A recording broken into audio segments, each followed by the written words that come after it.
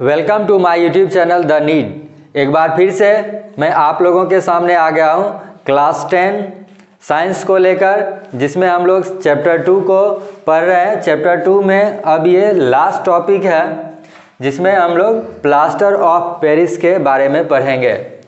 Plaster of Paris, जिसको short में क्या कहते हैं, POP, प्लास्टर ऑफ पेरिस यानी POP।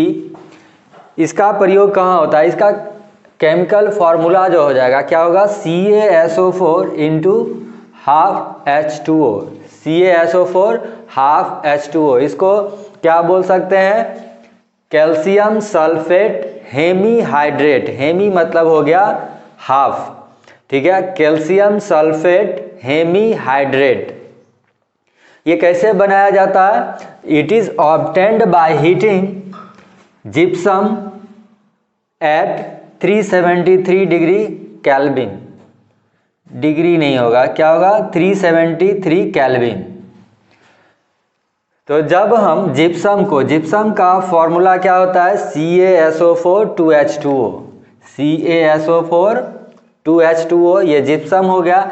जिप्सम को जब हम 373 केल्विन पर गर्म करते हैं, तो गर्म करने से इससे वाटर का मॉलिक्यूल्स कुछ रिमूव हो जाता है और हमें प्लास्टर ऑफ पेरिस मिलता है।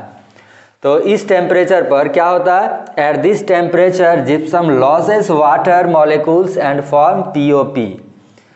इस 373 केल्विन पर जिप्सम जो है कुछ वाटर मॉलिक्यूल्स को लॉस करता है और प्लास्टर ऑफ पेरिस में कन्वर्ट हो जाता है। तो इसको हम इस इक्वेशन से देख सकते हैं। ये हो गया जिप्सम, कैल्शियम सल्फेट CaSO4, और उसमें 2 वाटर का मॉलिक्यूल है। जब हम हीट करेंगे तो इससे 1.5 वाटर मॉलिक्यूल्स रिमूव हो जाएगा और हाफ वाटर मॉलिक्यूल्स इसमें रह जाएगा कैल्शियम सल्फेट के साथ।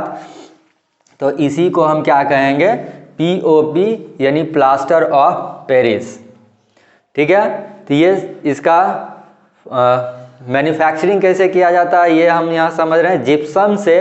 जिप्सम को 373 केल्विन पर हीट करने से प्लास्टर ऑफ पेरिस का फॉर्मेशन होता है। अब इसका हम यूजेज देखते हैं। यूजेज क्या होता है, आज के दिनों में मतलब अभी जो है इतनी फास्ट लाइफ हो गई है, हम लोग एक जगह से दूसरे जगह जाने के लिए fast means of communication use करते हैं, और एक जगह से ट्रांसपोर्ट का जो फास्टेस्ट मीडियम है वो यूज़ करते हैं। तो इसमें क्या होता है, इस भागदौड़ की दुनिया में एक्सीडेंट्स जो है बराबर होते रहता है। तो एक्सीडेंट्स होने से क्या होता है, हमारा बोन फ्रैक्चर होता है। तो बोन फ्रैक्चर जो हो रहा है, तो उसको सही करने के लिए डॉक्टर्स इसका यूज़ करते हैं, किसका, प्लास्टर ऑफ पेरिस का, POP का, ठीक है। तो डॉक्टर्स के द्वारा ये POP यूज किया जाता है, प्लास्टर ऑफ पेरिस यूज किया जाता है। फर्स्ट यूजेज हो गया, used by the doctor for joining fractures. Fractured bone जो होता है, इसको ज्वाइन करने के लिए डॉक्टर इस POP का यूज करते हैं, ताकि जो बोन्स है फिर से सही पोजीशन पर, राइट पोजीशन पे आ जाए। तो इसको प्लास्टर करने के लिए और फ्रैक्चर्ड बोन को सपोर्ट करने के लिए डॉक्टर्स के द्वारा इसका यूज़ किया जाता है, फॉर सपोर्ट फ्रैक्चर्ड बोन, ठीक है। तब जब ये प्लास्टर करने के लिए जब इसका यूज़ करते हैं, तो उसमें क्या होता है, इसका रिवर्स हो जाता है। ये POP में जब हम वाटर ऐड करेंगे, तो ऐड करने के बाद जो पेस्ट फॉर्म होता है उसको बोन पर अप्लाई किया जाता है, और अप्लाई करने के बाद जब वह थोड़ा सा ड्राई होता है, तो फिर से वह जिप्सम में बदल जाता है, जो कि हार्ड सब्सटेंस होता है, एक हार्ड सपोर्ट प्रोवाइड करता है, जिससे कि जो फ्रैक्चर्ड बोन है वो धीरे धीरे अपने पोजीशन पर एडजस्ट हो जाता है, और हमारा जो फ्रैक्चर्ड बोन है वो रिकवर हो पाता है। तो फर्स्ट यूज हो गया डॉक्टर के द्वारा फ्रैक्चर्ड बोन को सही करने के लिए, प्लास्टर करने के लिए इसका यूज किया जाता है। दूसरा क्या हो गया, used for making decorative pieces. POP का दूसरा यूज हो गया डेकोरेटिव पीसेस को बनाने के लिए और सीलिंग में making designs.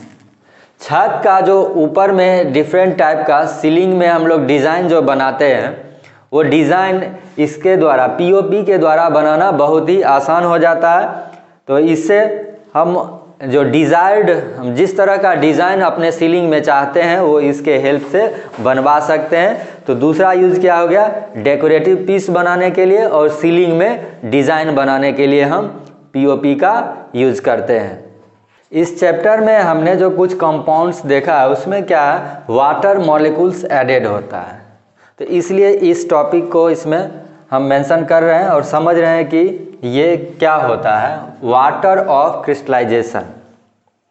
Water of crystallisation क्या होता है, crystals of some compound seem to be dry but actually contain some water molecules.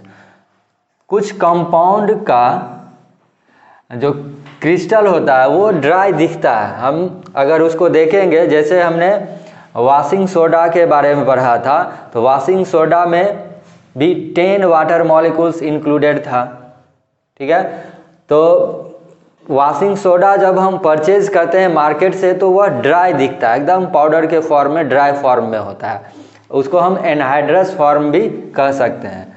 तो बहुत सारा जो क्रिस्टल है वो देखने में तो ड्राई लगता है, एनहाइड्रस फॉर्म में लगता है, बट उसमें क्या होता है, actually contain some water molecules, उसमें कुछ वाटर मॉलिक्यूल्स प्रेजेंट होता है। जो हम कुछ क्रिस्टल्स देखते हैं, देखने में तो उसमें वाटर कहीं से नज़र नहीं आता है, दूर दूर तक नज़र नहीं आता है, लेकिन वास्तविक में उसके मॉलिक्यूल्स में जो है उसके क्रिस्टल्स में वाटर मॉलिक्यूल्स प्रेजेंट होता है। और उसी अटैच्ड वाटर मॉलिक्यूल्स को क्या कहा जाता है, वाटर ऑफ क्रिस्टलाइजेशन। ठीक है, तो एक बार इसको देखते हैं फिर से पूरे को एक बार। Crystals of some compound seem to be dry और anhydrous but actually contain some water molecules attached to them. This water is called water of crystallization. कुछ जो क्रिस्टल्स होते हैं, कुछ कंपाउंड के क्रिस्टल्स जो होते हैं वो ड्राई और एनहाइड्रस दिखते हैं, लेकिन उसके अंदर वाटर मॉलिक्यूल्स अटैच्ड होता है। इसी अटैच्ड वाटर मॉलिक्यूल को क्या कहा जाता है, वाटर ऑफ क्रिस्टलाइजेशन। तो इस साल्ट को क्या कहते हैं, hydrated salt. These salts are called hydrated salt. अब हाइड्रेटेड साल्ट क्यों कहते हैं, क्योंकि इसमें वाटर अटैच्ड होता है। एक एग्जांपल पिछले अभी जो हमने बताया था उसको देख लेते हैं। ये वॉशिंग सोडा का फॉर्मूला क्या होता है, सोडियम कार्बोनेट Na2CO3 और इसमें 10 वाटर मॉलिक्यूल्स अटैच्ड होता है। तो इसमें वाटर ऑफ क्रिस्टलाइजेशन, ये क्या हो गया, 10H2O जो हो गया, यही क्या हो गया, water of crystallisation. Sodium carbonate के एक मॉलिक्यूल में वाटर का 10 मॉलिक्यूल अटैच्ड होता है। तो यह जो 10 मॉलिक्यूल है यही क्या हो गया, वाटर ऑफ क्रिस्टलाइजेशन। ठीक है, यहाँ पर एक और कंपाउंड होता है जो कि हम इस चैप्टर में पढ़ेंगे। इसमें क्या है, एक कॉपर सल्फेट। ठीक है, कॉपर सल्फेट के एक मॉलिक्यूल्स में 5 वाटर मॉलिक्यूल्स अटैच्ड होता है। ठीक है, 5 वाटर मॉलिक्यूल्स, ये नोट करके लिख लेंगे इसको। ठीक है, 5 वाटर मॉलिक्यूल्स जो होता है ये किस में प्रेजेंट होता है, कॉपर सल्फेट के एक मॉलिक्यूल में। कॉपर सल्फेट का फॉर्मूला क्या हो जाएगा, CuSO4 5H2O। ठीक है, कॉपर सल्फेट हो गया CuSO4 और इसमें 5 वाटर मॉलिक्यूल्स अटैच्ड होता है। तो इससे ये हाइड्रेटेड फॉर्म में जब होता है तो इसका कलर ब्लू होता है, तो इसलिए इसको ब्लू विट्रियल कहा जाता है। ठीक है, हिंदी में शायद इसको नीला थोथा।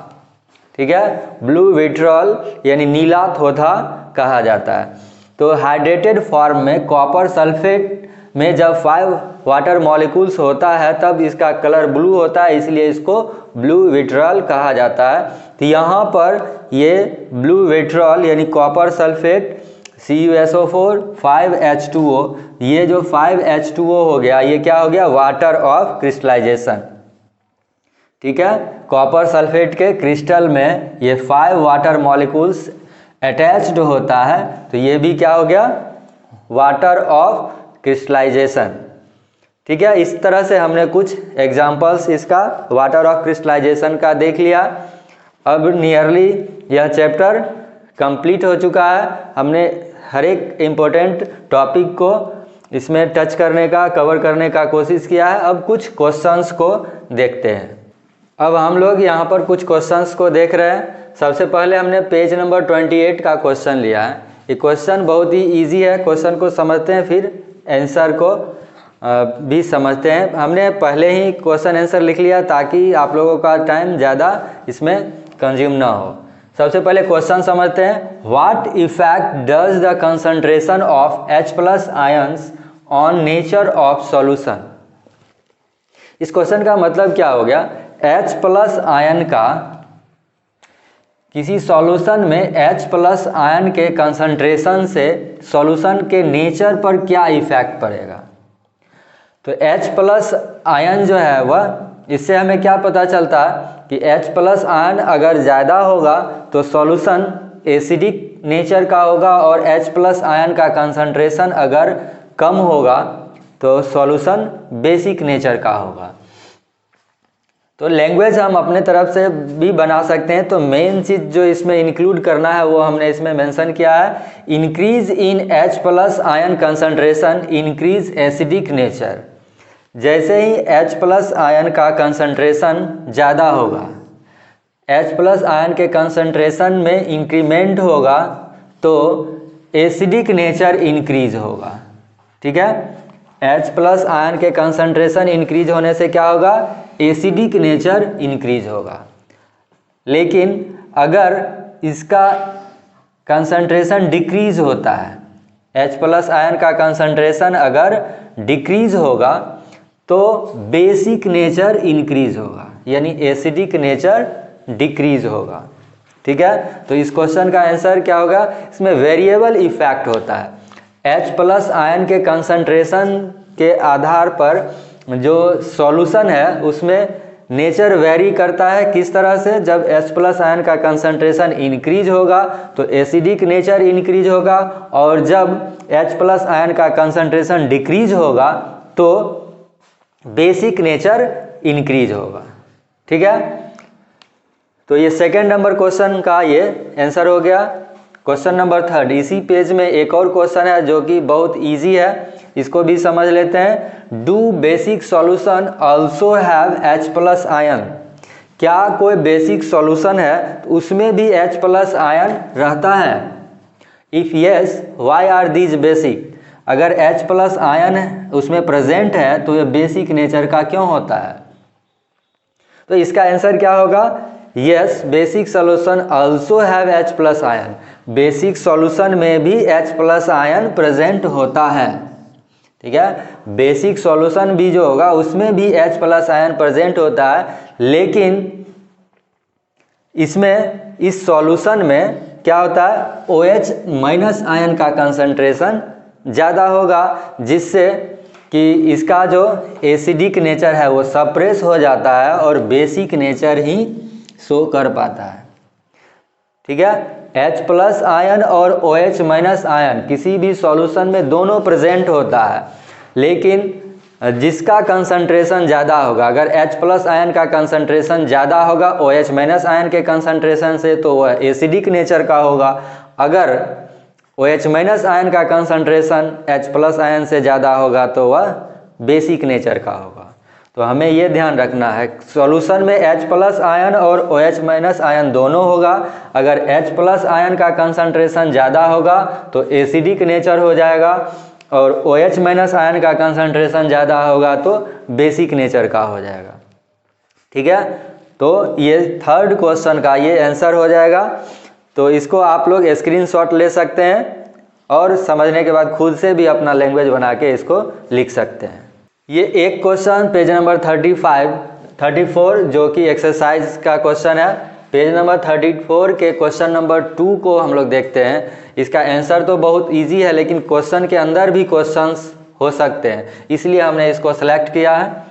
तो ये क्वेश्चन क्या है? A solution react with crushed egg shell. एक सॉल्यूशन है जो क्रस्ड एग सेल से रिएक्ट करता है टू गिव ए गैस, और इससे रिएक्शन से क्या बनता है? एक गैस बनता है that turns lime water milky, जो लाइम वाटर को मिल्की बना देता है। द सॉल्यूशन कंटेन, यानी उस सॉल्यूशन में क्या है? NaCl, HCl, LiCl, KCl। यहाँ पर सबसे पहले हमें समझना होगा कि क्रस्ड एग सेल क्या होता है। एग सेल का जो ऊपर एग सेल जो बना होता है वो किससे बना होता है? कैल्शियम कार्बोनेट से। तो इसका फॉर्मूला क्या हो जाएगा? CaCO3 कैल्शियम कार्बोनेट, ये समझ गए। उसके बाद लाइम वाटर क्या होता है? Calcium hydroxide CaOH2। ये दोनों चीज़ भी जानना, ऑब्जेक्टिव में ये क्वेश्चन भी आ सकता है, व्हाट इज लाइम वाटर या what is formula of lime water. तो एक ऑब्जेक्टिव क्वेश्चन तो आप इससे बना सकते हैं। ये भी पूछ सकता है कि एग सेल किस कंपाउंड का बना होता है, तो उसका ये आंसर हो जाएगा। तो दूसरा ऑब्जेक्टिव यहाँ से निकल सकता है। ठीक है, तो सबसे पहले ये दोनों चीज़ जानना जरूरी है कि कैल्शियम कार्बोनेट से एग सेल बना होता है। ठीक है, तो एग सेल हो गया कैल्शियम कार्बोनेट और लाइम वाटर हो गया कैल्शियम हाइड्रोक्साइड। तो ये दोनों चीज़ जानने के बाद अब हमें पता करना है कि ये कैल्शियम कार्बोनेट किससे रिएक्ट करेगा। तो यहाँ पर ऑप्शन को अगर देखेंगे तो सब में क्लोरीन है, यानी क्लोरीन का ही कोई कंपाउंड होगा। ठीक है, लेकिन अब रिएक्ट किससे करेगा? तो हम लोग ये अभी जो एक्सरसाइज पढ़े हैं उसमें ये पढ़े हैं कि एसिड जो है इससे बेस से रिएक्ट करता है यहाँ पर। तो एसिड इससे रिएक्ट करेगा कैल्शियम कार्बोनेट से। तो जब कार्बोनेट से रिएक्ट करेगा तो कार्बन डाइऑक्साइड गैस रिलीज होगा, और कार्बन डाइऑक्साइड गैस जो है वो लाइम वाटर को मिल्की कर देता है। ठीक है, तो इसलिए हम क्या करेंगे, पहले एक रिएक्शन को देख लेते हैं। आंसर तो इसका क्या हो जाएगा? HCl। हम रिएक्शन भी देख लेते हैं, हो सकता है इससे भी एग्जाम में कोई क्वेश्चन आ जाए। तो CaCO3 प्लस HCl। ठीक है, जब ये रिएक्शन करेगा तो क्या बनेगा? CaCl2 कैल्शियम क्लोराइड बन जाएगा प्लस H2O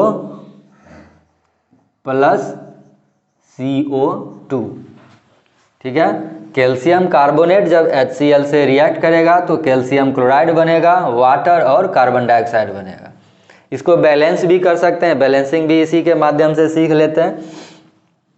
ठीक है, Cl2 यानी यहाँ पर 2 लगाना होगा, तो क्लोरीन बैलेंस हो गया, कैल्शियम बैलेंस्ड ही है। उसके बाद H2O 2 हाइड्रोजन आ गया, बैलेंस हो गया, 1 ऑक्सीजन इसमें चला गया, कार्बन और 2 ऑक्सीजन यहाँ पर है। तो इस तरह से ये इक्वेशन भी बैलेंस हो गया। तो हम ये क्वेश्चन सेलेक्ट करने का मेरा मकसद ही यही था कि एक साथ कई चीज़ इसमें कवर हो रहा है। ठीक है, ये बैलेंसिंग भी आप इसमें सीख सकते हैं। अब देखते हैं यहाँ पर कौन सा गैस फॉर्म हुआ? CO2। तो CO2 जब लाइम वाटर से रिएक्ट करेगा तो उसको मिल्की कर देगा। जो लाइम वाटर जो होता है वह कलरलेस होता है। ठीक है, लाइम वाटर यानी कैल्शियम हाइड्रोक्साइड जो है यह कलरलेस लिक्विड होता है, कलरलेस सॉल्यूशन होता है। जब इसमें हम कार्बन डाइऑक्साइड देते हैं तब क्या रिएक्शन होता है वो भी देख लेते हैं। कैल्शियम हाइड्रोक्साइड जब कार्बन डाइऑक्साइड से रिएक्ट करता है तो फिर से क्या बन जाता है? Calcium carbonate CaCO3। ठीक है, CaCO3 प्लस H2O। तो जब ये कैल्शियम कार्बोनेट फॉर्म होता है तो कैल्शियम कार्बोनेट जो है यह वाइट कलर का, मिल्की वाइट कलर का होता है, तो इसलिए सॉल्यूशन जो है लाइम वाटर जो है यह मिल्की हो जाता है, यानी मिल्की वाइट कलर का हो जाता है।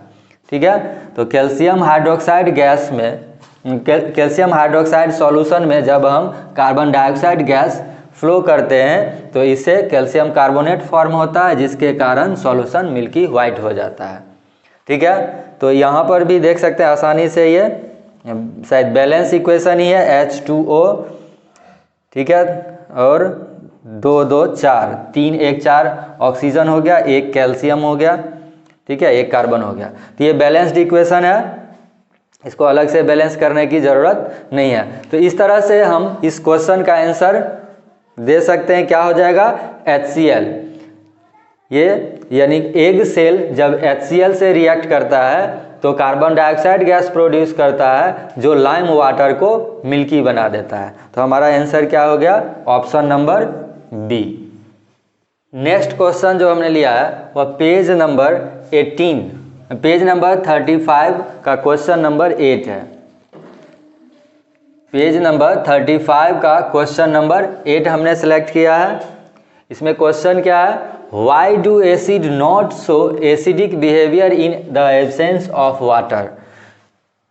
कोई भी एसिड जो है वाटर के एब्सेंस में एसिडिक बिहेवियर क्यों नहीं शो करता है।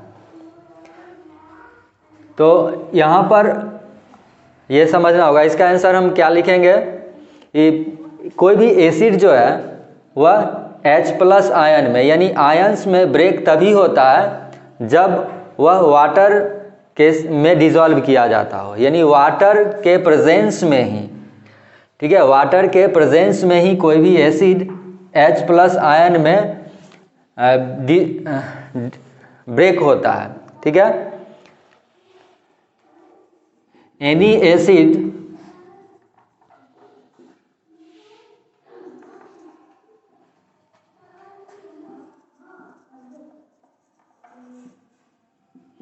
breaks into H+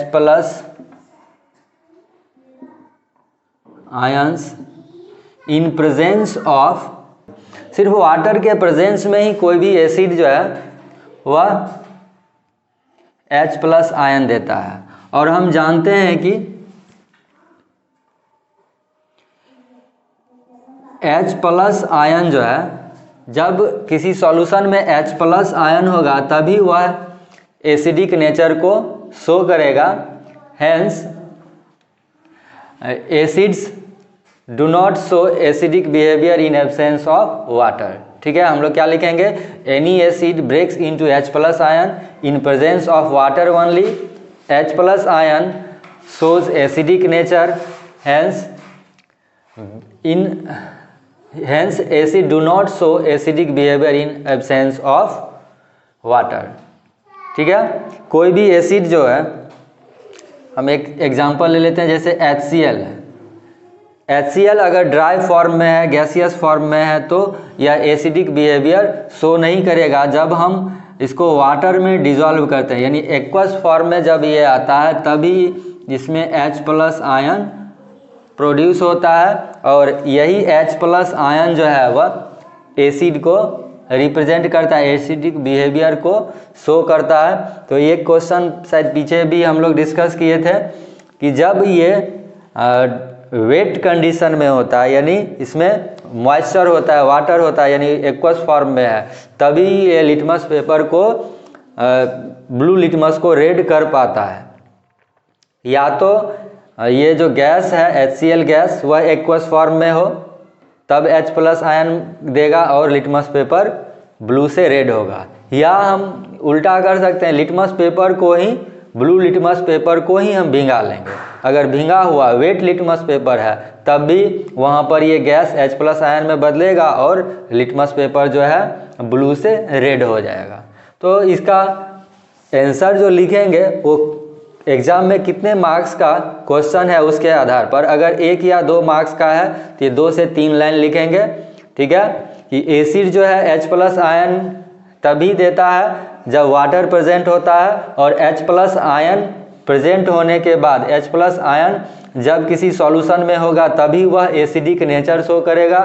तो इसलिए वाटर के एब्सेंस में कोई भी एसिड जो है वह एसिडिक बिहेवियर शो नहीं करता है। नेक्स्ट क्वेश्चन हमने लिया है क्वेश्चन नंबर 11। इसमें क्वेश्चन क्या है, fresh milk has a pH of 6, how do you think the pH will change as it turns into curd. Fresh milk का pH जो होता है वो 6 होता है, ठीक है, ये क्वेश्चन में ही गिवन है। अब पूछ रहा है कि pH चेंज कैसे होगा अगर यह दूध जो है दही में बदल जाता है, मिल्क जो है कर्ड में अगर चेंज हो जाता है तो pH चेंज कैसे होगा। एक्सप्लेन योर आंसर, इसको एक्सप्लेन करना है। तो फ्रेश मिल्क का pH क्या है, pH ऑफ फ्रेश मिल्क का pH 6 होता है, कर्ड जो है एसिडिक नेचर का होता है, तो इसलिए क्या होगा,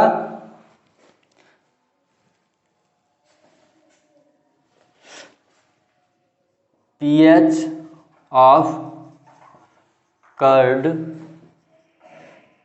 विल डिक्रीज। ठीक है, फ्रेश मिल्क का तो pH हो गया 6, लेकिन जब ये कर्ड फॉर्म करेगा तो कर्ड का pH क्या हो जाएगा, 6 डिक्रीज हो जाएगा, यानी लेस देन 6 होगा। ठीक है, क्योंकि एसिड का pH जो होता है कम होता है। जैसे जैसे एसिडिटी बढ़ेगा तो 7 से pH लेस होते जाता है। तो पहले जो फ्रेश मिल्क है उसका pH अगर 6 है तो हम जानते हैं कि दही खट्टा होता है, और दही में क्या होता है, कर्ड में लैक्टिक एसिड होता है। कर्ड के अंदर क्या होता है, लैक्टिक एसिड। लैक्टिक एसिड, कोई भी एसिड हुआ तो जैसे ही उसमें एसिड की मात्रा बढ़ेगी, एसिड के बढ़ने से pH का मान घटेगा। pH क्या होगा, pH हो जाएगा लेस देन 6। ठीक है, तो ये भी शॉर्ट क्वेश्चन में ही होगा। ठीक है, 1 या 2 मार्क्स में अगर आएगा तो इसी तरह से 1-2 लाइन या 3 लाइन लिख सकते हैं इसमें।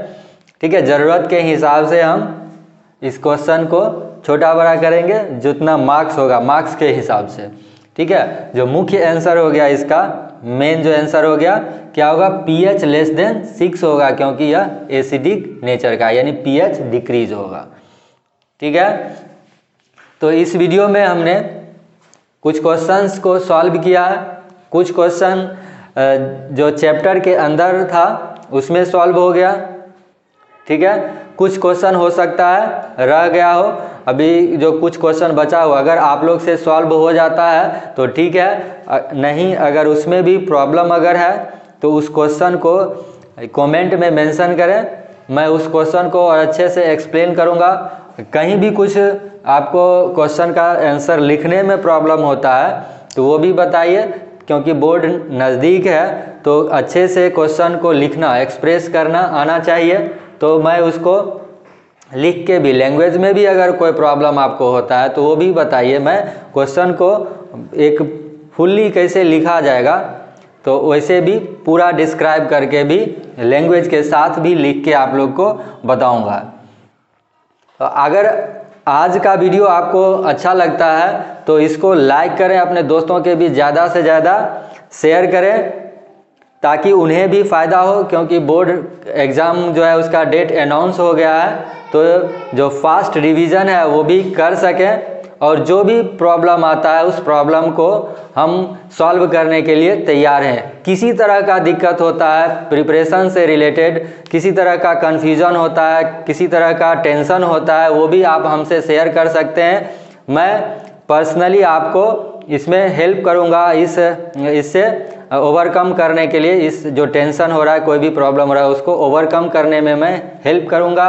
आप मेरे सोशल मीडिया से जुड़ सकते हैं, इसका जो लिंक है वो डिस्क्रिप्शन में मैं प्रोवाइड कर दूंगा। मिलते हैं नेक्स्ट वीडियो में। थैंक यू, जय हिंद, जय भारत। हैं।